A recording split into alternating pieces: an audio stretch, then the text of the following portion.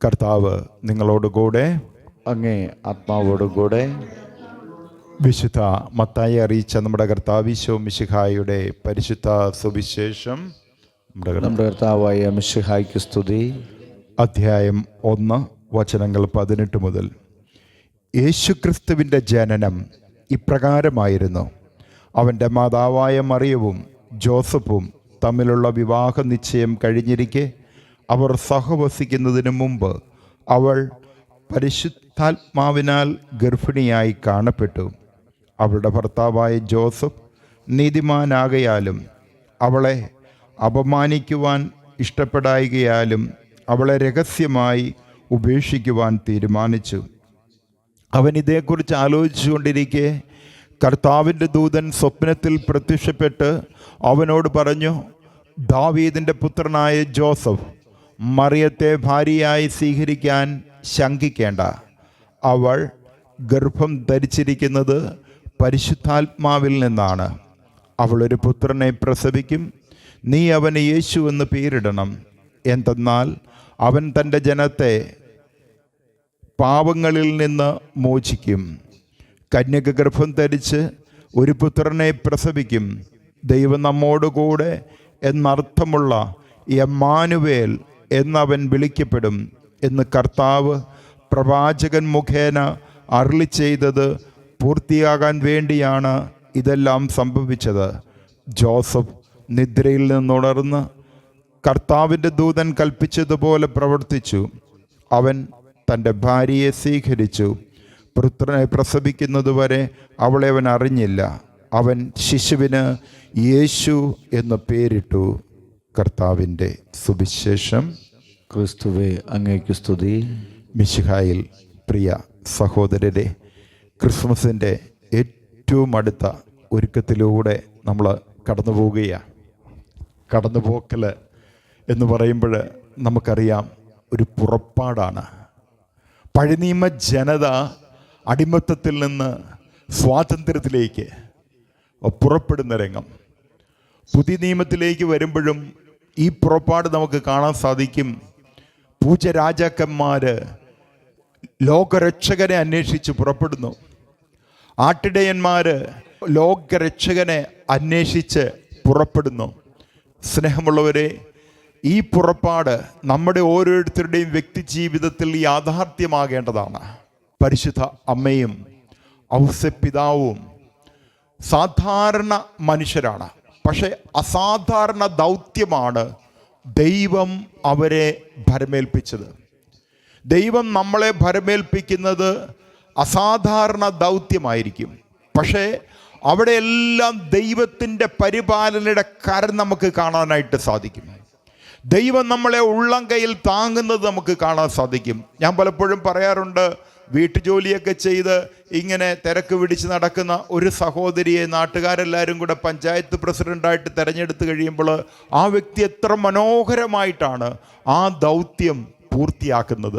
അപ്പോൾ ദൈവം നമ്മളെ ഒരു ദൗത്യം ഏൽപ്പിച്ചാൽ അവിടെ നമ്മൾ ഇതാ കർത്താവിൻ്റെ ദാസിയെന്ന് പരിശുദ്ധ അമ്മയെപ്പോലെ അതിന് സമ്മതം മൂളിയാൽ ദൈവം നമ്മളെ എടുത്ത് ഉപയോഗിക്കുക തന്നെ ചെയ്യും. സ്നേഹമുള്ളവരെ, ഇവിടെ പരിശുദ്ധ അമ്മ പിതാവായ ദൈവത്തോട് ചോദിക്കുന്നുണ്ട്, ഞാനൊരു ബലഹീനയാണ്, ഞാൻ പുരുഷനെ അറിഞ്ഞിട്ടില്ല, ഇതെങ്ങനെ സംഭവിക്കുക? ദൈവദൂതൻ പറയുകയാണ്, പരിശുദ്ധാത്മാവ് നിന്റെ മേൽ വരും.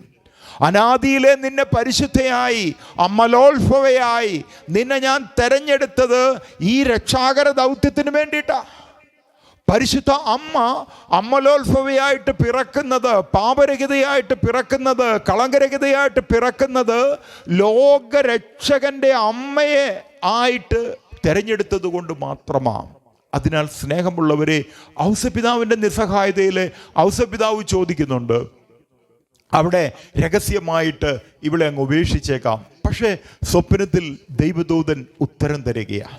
അപ്പം നമ്മുടെ ഓരോരുത്തരുടെയും വ്യക്തി ജീവിതത്തിൽ പ്രതിസന്ധികളും പ്രശ്നങ്ങളും കടന്നു വരുമ്പോൾ നമ്മൾ കർത്താവിനോട് ഉത്തരം ചോദിച്ചാൽ കർത്താവിനോട് നമുക്ക് അതിനുള്ള ബോധ്യം വെളിപ്പെടുത്തൽ തരണമേ എന്ന് ചോദിച്ചാൽ അടയാളങ്ങളിലൂടെ, വെളിപ്പെടുത്തലിലൂടെ, അല്ലെങ്കിൽ ഏതെങ്കിലും വ്യക്തികളിലൂടെ ദൈവത്തിൻ്റെ പരിപാലനയുടെ കരം നമുക്ക് മനസ്സിലാക്കി തരാൻ, ദൈവ പരിപാലന തിരിച്ചറിയുവാൻ, നമ്മളെ സഹായിക്കുവാൻ ജീവിക്കുന്ന ദൈവം നമ്മുടെ കൂടെയുണ്ട്. ഇമ്മാനുവേൽ എന്ന് പറയുക മാത്രമല്ല, ഇതാ ദിവ്യകാരുണ്യത്തിൽ ഇന്നും കർത്താവ് ജീവിക്കുകയാ. യുഗാന്ത്യം വരെ ഞാൻ നിങ്ങളുടെ കൂടെ ഉണ്ടാകുമെന്ന് പറഞ്ഞ മിശിഹ ഇതാ നമുക്ക് ഇമ്മാനുവേലായി ഇതെന്നും നമ്മളോടൊത്ത് വസിക്കുവാൻ നമ്മളുടെ മധ്യത്തിലേക്ക് കടന്നു വന്നിരിക്കുകയാണ്.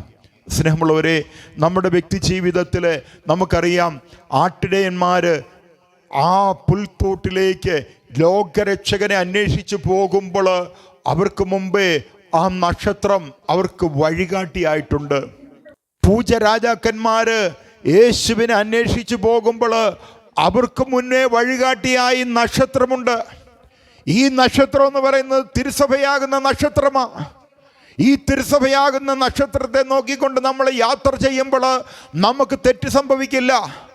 ഈ വലിയ നക്ഷത്രത്തിൽ നോക്കാതെ ഈ നക്ഷത്രത്തിൽ നിന്ന് അകന്ന് ലോകത്തിൻ്റെ പുറകെ പോകുമ്പോഴാണ് പ്രതിസന്ധികളും പ്രശ്നങ്ങളും വ്യക്തി ജീവിതത്തിൽ ഉടലെടുക്കുന്നത്. സ്നേഹമുള്ളവരെ, പാവപ്പെട്ട ആട്ടിടയന്മാർ ആ നക്ഷത്രത്തെ ലക്ഷ്യം വെച്ച് മുന്നേറുമ്പോൾ കാലിത്തൊഴുത്തിൽ ലോകരക്ഷകനെ ആരാധിക്കാൻ അവർക്ക് അവസരം കിട്ടുകയാണ്. എന്നാൽ ഇതാ പൂജരാജാക്കന്മാർ അവരൊരിക്കലും കാലിത്തൊഴുത്തിൽ രക്ഷകനെ പ്രതീക്ഷിക്കുന്നില്ല. അവർ രക്ഷകനെ പ്രതീക്ഷിക്കുന്നത് രാജകൊട്ടാരത്തിലാണ്. ഈ രാജകൊട്ടാരത്തിലേക്ക് ചെല്ലുമ്പോൾ അവർക്ക് നക്ഷത്രം നഷ്ടപ്പെടുകയാണ്. നമ്മൾ ഈ ലോകത്തിൻ്റെ മായാമോഹങ്ങളുടെ പുറകെ പരക്കം പായുമ്പോൾ നമ്മളെ നന്മയിലേക്ക് നയിക്കേണ്ട, നമ്മളെ രക്ഷയിലേക്ക് നയിക്കേണ്ട, നമ്മളെ വിശ്വാസത്തിലേക്ക് നയിക്കേണ്ട നക്ഷത്രം നമുക്ക് നഷ്ടപ്പെടുകയാണ്. അപ്പോൾ സ്നേഹമുള്ളവരെ, അനുദിന ജീവിതത്തിലെ ഈ നക്ഷത്രം നഷ്ടപ്പെടാതിരിക്കാനായിട്ട് നമ്മൾ കർത്താവിനോട് ചേർന്ന് നിൽക്കുക. പ്രതിസന്ധികളിൽ പതറിപ്പോകാതെ, പ്രതിസന്ധികളിൽ തളർന്നു പോകാതെ കർത്താവിനോട് ചേർന്നിരിക്കുക. ആ പുറപ്പാട് ലോകരക്ഷകനിലേക്ക്, യേശുവാകുന്ന ലോകരക്ഷകനിലേക്ക് മാത്രമായിരിക്കണം. സ്നേഹമുള്ളവരെ, വീണ്ടും നമ്മൾ തിരിച്ചറിയേണ്ടത്, നമുക്കറിയാം ഫുട്ടൻജീഷെ പറയുന്നുണ്ട്, അതായത് ഗാഗുൽത്തായും കാലിത്തൊഴുത്തും തമ്മിൽ വലിയൊരു ബന്ധമുണ്ടെന്ന്. അതായത് അവിടെ സത്രത്തിലെ യേശുവിന് ഇടമില്ലാത്ത ഒരു സാഹചര്യം നോക്കുക. പുൽത്തൊട്ടിൽ സത്രത്തിൽ അവർക്ക് ഇടമില്ല, അവർക്ക് കിട്ടുന്നത് കാലിത്തൊഴുത്താണ്. കുരിശിൽ അവിടത്തേക്ക് തല ചായ്ക്കാൻ ഇടമില്ല. വീണ്ടും നമുക്ക് കാണാൻ സാധിക്കും, അവൻ തിരഞ്ഞെടുത്തതല്ല, അവന് കൊടുത്തതാണ്. പുൽത്തൂട്ടിൽ കാളകളും കന്നുകാലികളും ഉള്ളപ്പോൾ കർത്താവിന് ഗാഗുൽത്തായിൽ ഇടത്തും വലത്തും കള്ളന്മാരാണുള്ളത്. വീണ്ടും നമുക്ക് കാണാൻ സാധിക്കും, അവിടെ പുൽത്തൊട്ടിൽ പിള്ളക്കച്ചയിൽ പൊതിഞ്ഞു കിടക്കുന്ന ദൈവകുമാരനെ നമുക്ക് കാണാം. അതെ, കാൽവരിയിൽ കുരിശിൽ ഒരു കുഞ്ഞു പിള്ളക്കച്ച ഉടുത്ത് കിടക്കുന്ന കർത്താവിനെ നമുക്ക് കാണാം. സ്നേഹമുള്ളവരെ, നമ്മുടെ വ്യക്തി ജീവിതത്തിൽ യേശുവിനെ സ്വന്തമാക്കുമ്പോൾ പ്രതിസന്ധികളും പ്രശ്നങ്ങളും നമുക്ക് വരും. യേശു നമുക്ക് നൽകപ്പെട്ടിരിക്കുന്നത് നമ്മുടെ ലോകത്തിൻ്റെ, നമ്മുടെ ഓരോരുത്തരുടെയും രക്ഷയ്ക്ക് വേണ്ടിയിട്ടാണ്. നോക്കുക, പിതാവ് പുത്രനെ നമുക്ക് നൽകി. തൻ്റെ ഏകപുത്രനെ നൽകുവാൻ തക്കവിധം ദൈവം ലോകത്തെ അത്രമാത്രം സ്നേഹിച്ചു. തൻ്റെ ഏകജാതനെ നൽകുവാൻ തക്കവിധം ദൈവം ലോകത്തെ അത്രമാത്രം സ്നേഹിച്ചു. ക്രിസ്മസ് തരുന്ന ഏറ്റവും വലിയ സന്ദേശം ഇതാണ്. നമ്മളൊക്കെ ക്രിസ്മസിന് സമ്മാനം കിട്ടുമെന്നൊക്കെ പ്രതീക്ഷിച്ചിരിക്കുകയാണ്. ഇന്ന വ്യക്തികൾ നമുക്ക് സമ്മാനം തരുമായിരിക്കും, ഇന്ന ആളുകൾ നമുക്ക് സമ്മാനം തരും, അവരെനിക്ക് തരുമായിരിക്കും, ഇവരെനിക്ക് തരുമായിരിക്കും. അപ്പോൾ സ്നേഹമുള്ളവരെ, ഈ ക്രിസ്മസ് എന്ന് പറയുന്നത് ഓർക്കുക, തൻ്റെ ഏകജാതനെ നമുക്ക് നൽകിയ പിതാവിനെ പോലെ റിസീവ് അല്ല, സ്വീകരിക്കലല്ല, കൊടുക്കലാണ്. ടു ഗീവ്, റിസീവ് അല്ല. അതായത് തൻ്റെ ഏകജാതനെ നമുക്ക് നൽകിയതുപോലെ നമുക്ക് നമ്മളെ തന്നെ പൂർണ്ണമായിട്ട് ദൈവത്തിൻ്റെ കരങ്ങളിലേക്ക് കൊടുക്കാൻ, ഈ ലോകത്തിന് കൊടുക്കാൻ, നമ്മളെ വേദനിക്കുന്നവർക്ക് നമ്മളെ കൊടുക്കാൻ നമുക്ക് സാധിക്കുന്നതാണ് ക്രിസ്മസിൻ്റെ പൂർണ്ണത എന്ന് പറയുന്നത്. സ്നേഹമുള്ളവരെ, മനോഹരമായൊരു അനുഭവ സാക്ഷ്യം. ഒരു കുടുംബം, അവർ വളരെ സന്തോഷത്തോടെ മാതൃകയോടെ തങ്ങളുടെ കൊച്ച് വാടക വീട്ടിൽ ജീവിക്കുകയാണ്. പ്രതീക്ഷകൾക്കൊക്കെ വിരുദ്ധമായി അവരുടെ ആ കുടുംബനാഥ ഒരു കുഞ്ഞിൻ്റെ അമ്മയാണ്, ഒരു പെൺകുഞ്ഞ് മാത്രമേ ഉള്ളൂ, വളരെ സ്നേഹത്തിൽ കഴിയുകയാണ്. മാരകമായൊരു രോഗത്തിൻ്റെ പിടിയിൽ അകപ്പെട്ടു. ആ അമ്മയുടെ ചികിത്സയ്ക്ക് വേണ്ടി എല്ലാം ചെലവഴിച്ചു. അങ്ങനെ ക്രിസ്മസിന് ഏതാനും മാസം മുമ്പ് ആ അമ്മ അവരെ വിട്ടുപോയി. ഒത്തിരി വേദനയോടെ കഴിയുന്ന ആ കുടുംബം, സ്നേഹമുള്ളവരെ, ക്രിസ്മസിന് തൻ്റെ പൊന്നോമന മകൾക്ക് ഒരു പുത്തൻ ഉടുപ്പ് വാങ്ങിക്കൊടുക്കാൻ ഒരു വഴിയില്ല. ഈ കുഞ്ഞിന് ഇച്ചിരി നല്ല ഭക്ഷണം കൊടുക്കാനൊരു മാർഗമില്ല. ജീവിത പങ്കാളിയുടെ ചികിത്സയ്ക്ക് വേണ്ടിയിട്ട് മുഴുവൻ പണവും സമ്പത്തും ചെലവഴിച്ചു. എന്നാൽ ഏത് സമയത്തും വീട്ടിൽ നിന്ന് ഇറങ്ങിപ്പോകേണ്ട, വാടക കൊടുക്കാനില്ലാത്തത് കൊണ്ട് വാടക വീട്ടിൽ നിന്ന് ഇറങ്ങിപ്പോകേണ്ട ഒരു അവസ്ഥയാണ്. അങ്ങനെ അപ്പനും മകളും കൂടെ ഒരു തീരുമാനമെടുത്തു, നമുക്ക് കുറച്ച് ക്രിസ്മസ് ട്രീകൾ ഉണ്ടാക്കി ആ മനോഹരമായിട്ടുള്ള ക്രിസ്മസ് ട്രീകൾ വിൽക്കാനായിട്ട് സാധിച്ചാൽ, പലരും വാങ്ങിച്ചാൽ നമുക്ക് ശരിക്കും ഈ ക്രിസ്മസ് ആഘോഷിക്കാം.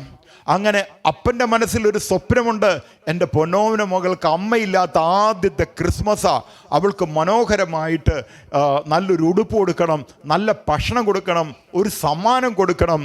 അപ്പോൾ മകൾക്ക് അമ്മ ഇല്ലാത്ത ക്രിസ്മസ്, അച്ഛൻ എന്തെങ്കിലുമൊക്കെ സമ്മാനം കൊടുക്കണം.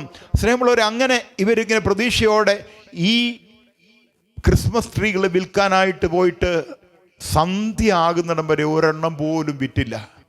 നിരാശയോടെ ഈ വർഷം ക്രിസ്മസ് ഇല്ലെന്നും പറഞ്ഞ് അവർ തിരിച്ചു പോകുമ്പോൾ ഈ കൊച്ചു പറയുവാണ്, പപ്പ, മമ്മി എപ്പോഴും പറയത്തില്ലേ ക്രിസ്മസ് എന്ന് പറയുന്നത് വാങ്ങിക്കലല്ല കൊടുക്കലാണെന്ന്.